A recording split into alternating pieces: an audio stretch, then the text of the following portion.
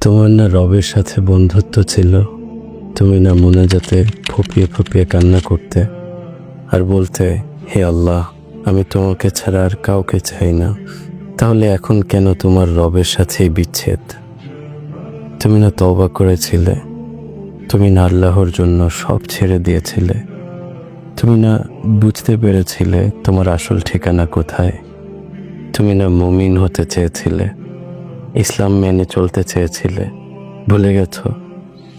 আবার কেন পাপে জড়িয়ে গেলে? তুমি না সিজদায় পড়ে কেঁদেছিলে তোমার গুনাহের জন্য? তাহলে কেন আবার দুনিয়ার ধোঁকায় পড়ে গেলে? তুমি কি হেরে গেলে তোমার নফসের কাছে? আল্লাহর প্রিয় হতে পারলে না? বারবার শয়তানের ফাঁদে পা ফেলছো? ব্যাপার না, এখনো সময় আছে।